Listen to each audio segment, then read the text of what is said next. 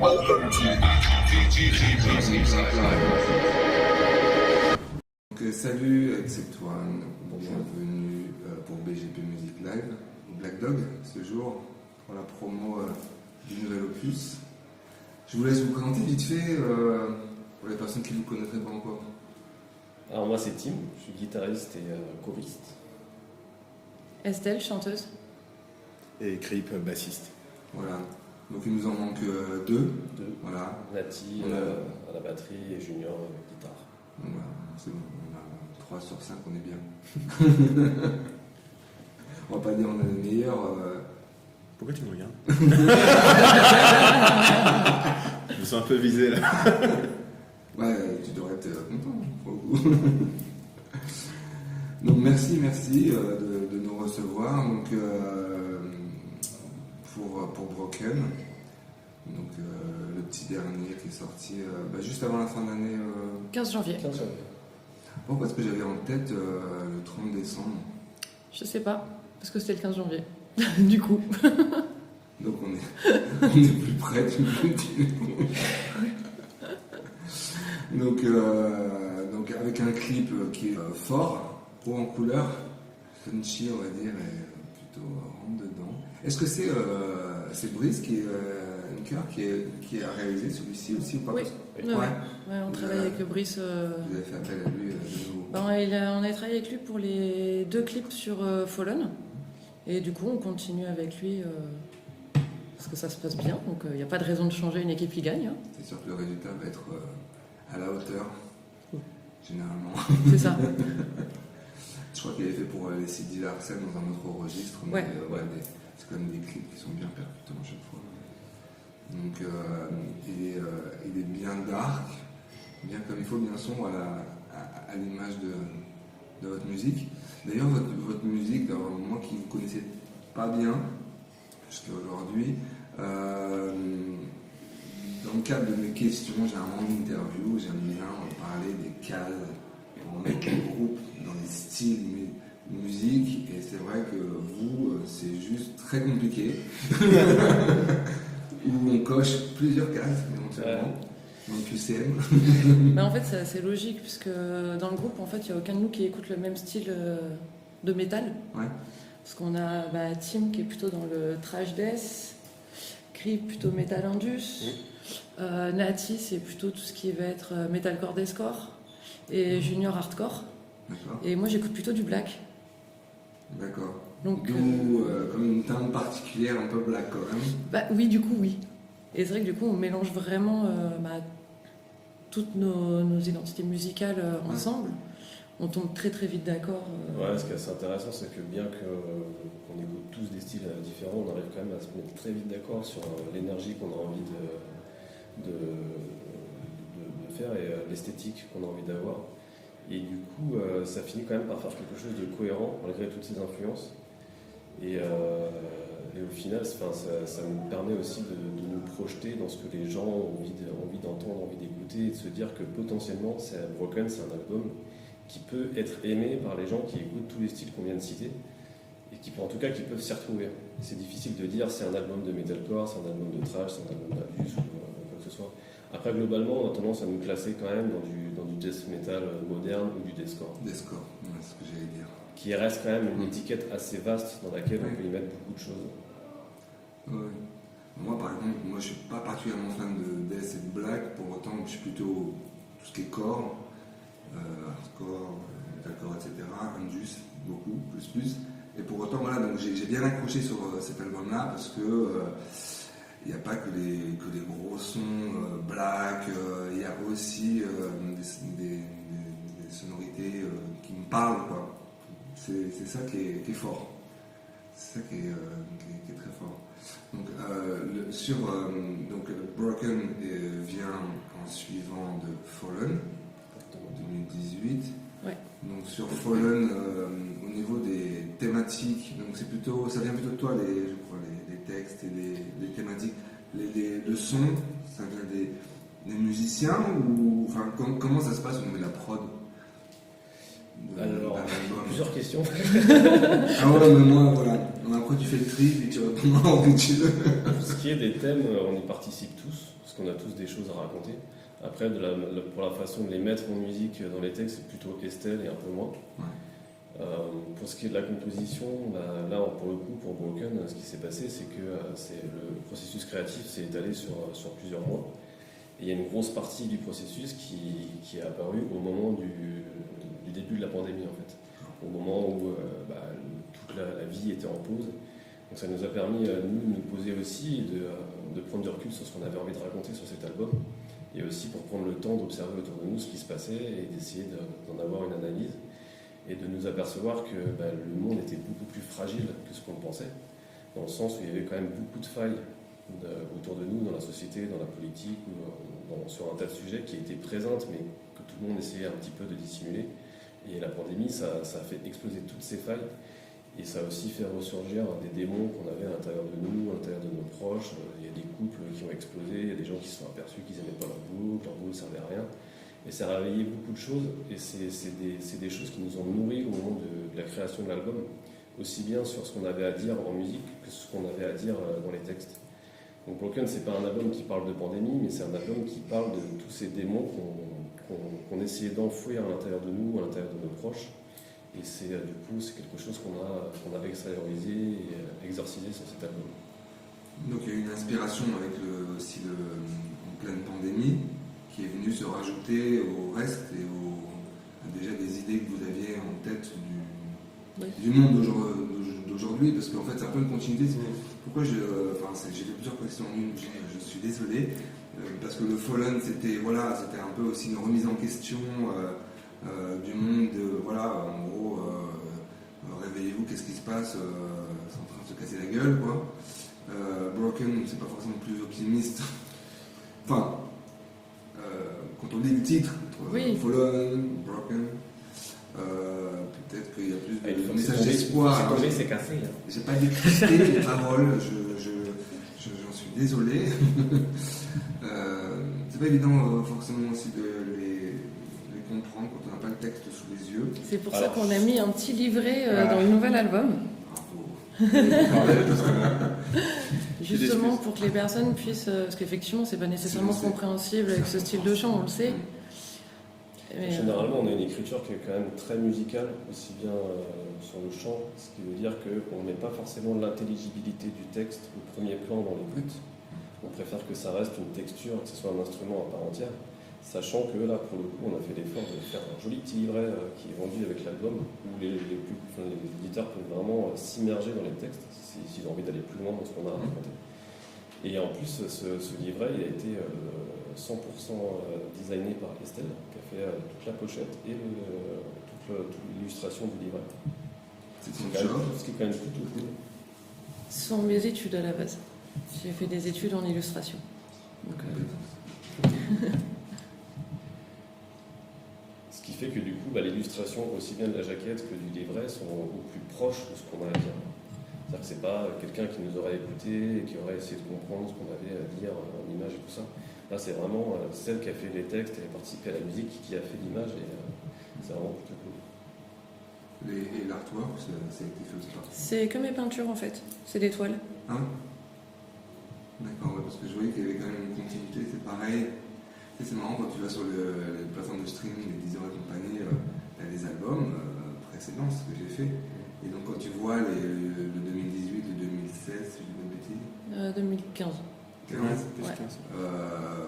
Bon, on reconnaît la touche. Après, c'est vrai que sur les autres albums, sur le dernier Fallen, c'était déjà c'était des peintures dedans, mais c'était un artiste peintre. Et c'est vrai que cette fois, on a voulu vraiment que tout vienne du groupe. Donc c'est pour ça que ce sont mes toiles qui sont dedans. Du coup. Ça rajoute un axe de communication pour notre message, dans le sens où il va y avoir la musique, les textes, l'énergie de la musique, les textes qui amènent à comprendre aussi la musique, mais également l'étoile, qui elle, c'est visuellement, ça va t'évoquer des choses, comme nos textes, comme notre musique. Donc il y a vraiment un package de communication sur cet album. Et ce sont des toiles, enfin c'est une peinture abstraite. Non, la pochette, elle est relativement figurative, je trouve. Ouais. Par contre, oui, dans le livret, c'est de la peinture abstraite, ouais.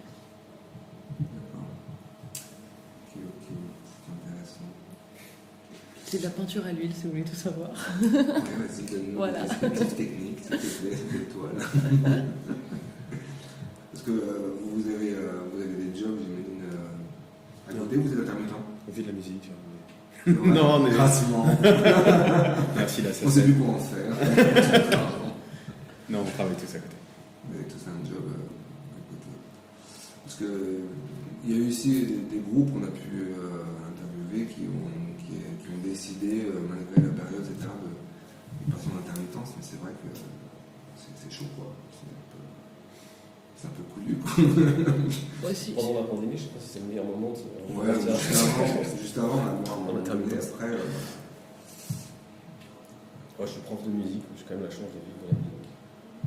Ouais, qui a un lien. Avec D'ailleurs, tu es dernier entré dans le line-up, Tout à fait. si je ne m'abuse. Donc c'était lors du dernier album. Ouais, je suis arrivé juste au moment où on a sorti Foyer. D'accord. Et parce que le groupe existe depuis peu, enfin c'est un jeune groupe au final. On a 10 ans. Ah ouais, Ouais. déjà. Ouais. Et il y a eu des changements de line-up pour le coup. Ah bah de la formation d'origine, il reste Junior et moi. Ouais. Donc ouais, il y a eu quelques légers changements, on va dire. Hein. D'accord. Pourquoi tu les as fait fuir comme ça? C'est peut-être Junior. Une Pourquoi chanson moi tout de suite? Donc, ok. Donc, au niveau de la prod, au niveau de tout ce qui est enregistrement, et cette fois-ci, vous avez été où au niveau studio Alors, on est passé par un directeur artistique qui s'appelle Jelly Cardarelli. Et c'est la première fois en fait dans l'histoire studio du groupe qu'on passe par un directeur artistique. Ouais. Et ça a vraiment fait une grosse différence dans le sens où ça a mis une exigence qui n'était pas forcément là avant, parce que lui, au-delà de la qualité du son, il a vraiment essayé de faire en sorte qu'on donne du meilleur de nous-mêmes sur chaque enregistrement. C'est-à-dire que les séances d'enregistrement étaient vraiment très très exigeantes et ça nous a fait beaucoup évoluer, beaucoup progresser, aussi bien sur la conception de ce qu'on faisait que sur notre technique instrumentale. Et ça fait vraiment une grosse différence. Ouais, plutôt que l'autoprod où effectivement on se challenge moins. Pourtant, je veux dire, c'est plus confort, entre guillemets, peut-être.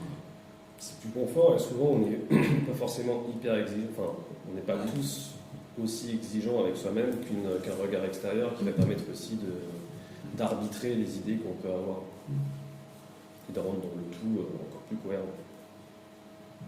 Et ça, c'est vraiment un plus qu'on peut retrouver sur le Broken.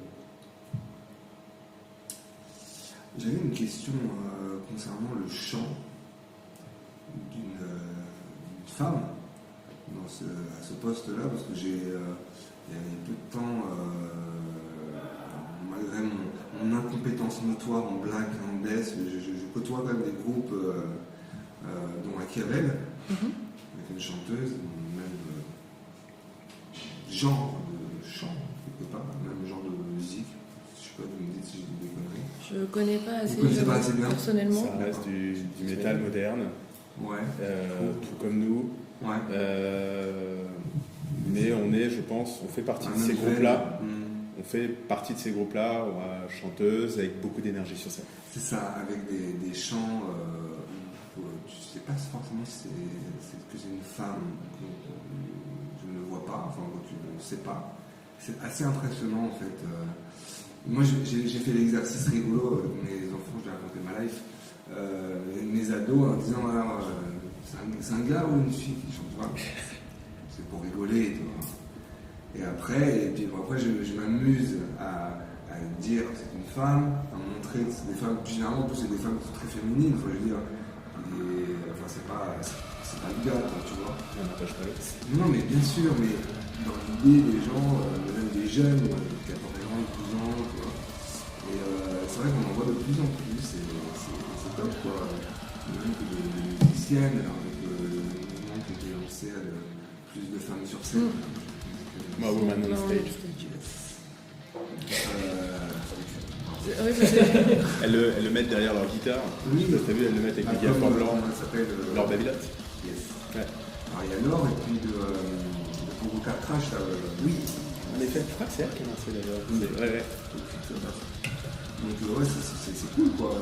l'évolution. C'est une bonne chose, ouais. Il y a une évolution dans ce sens-là. Bon, effectivement, on parle d'évolution du monde et des mentalités, etc. Celle-là, elle est plutôt positive pour le coup. Bah, complètement, parce qu'il n'y a pas de raison. Pas de raison en fait. Mais c'est vrai qu'il n'y avait pas beaucoup de femmes dans le milieu et c'est bien que ça change. Là, en première place, en plus. Il y avait déjà des chanteuses avant. C'était pas. Ouais. Oui. Peut en citer quelques-uns. Ah C'est- oui. Tu commences par. Nous, je pense qu'on est cette période, on a connu des groupes à chanteuses. Les Vanessa, c'est ça, ouais. Je Non, pensais plutôt Ark Enemy, mais. Titi. Wall of Jericho. Enfin... Titi, Wall of Jericho, ça date, hein. Straight Ouais, Line ouais. Stitch, Ouais, c'est vrai. Otep, Oui, j'ai dit Otep. Ouais. ça fait un moment qu'ils sont sur la place. Hein. C'est vrai. Alors peut-être en français. Français ou c'est quand même masculin dans le monde. VHS. Ouais, j'allais dire X, Wayne. Enfin, nous, on a grandi avec ça, donc je sais pas si aujourd'hui ça nous choque. Ouais. Non, moi, enfin, c'est juste un constat, ça ne me perturbe pas, ça ne me choque pas, mais c'est. Voilà, ça fait tilt. Donc, et concernant votre date, vous aviez une release qui était prévue, pour le coup, bah, c'était le mois de janvier. Bah, le 15. Voilà, le jour Voilà. de sortie. Donc, bah, ça s'est pas très bien passé parce que ça n'a pas eu lieu. C'est pas que ça s'est pas bien passé. C'est que ça Oui, s'est c'est pas ça. passé.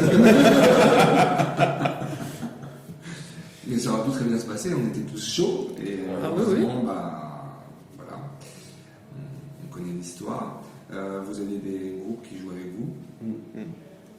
Et comment est-ce que vous les aviez choisis, invités, contactés? Il y en Ce a sont avec... des amis. Oui, il y en a avec qui on avait déjà joué. Parce qu'avec les Disorder, Ouais. typiquement.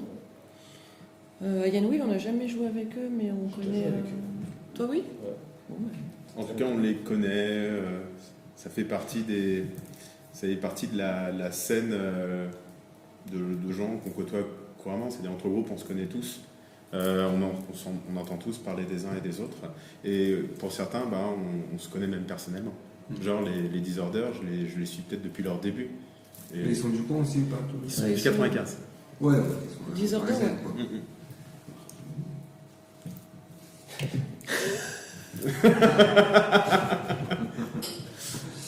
Ouais, donc c'est des cercles proches, quoi. C'est ça. C'est pour ça qu'à Cavel, bon, on a un peu de mal, mais c'est Bah oui, c'est un c'est peu, la l'opposé, géographie. Géographiquement, oui, ils sont pas. Mais encore qu'on a aussi, on a déjà croisé la Cavel, mais c'est vrai qu'on. Bon, parce que je les connais pas trop. Mincy Metal Fest, Au ils y Mincy, étaient. ouais, Et, vous y étiez. Et j'ai eu l'occasion de passer du temps avec eux dans le sud de la France et des gens adorables. Oh, On rêve de c'est faire une des bonne dates. équipe. On rêve de faire des dates ensemble. Et il y en a des groupes avec qui on peut faire des dates ensemble. Bon, le message est passé, on a compris. Donc, avec C'était une pépite pour organiser des plateaux.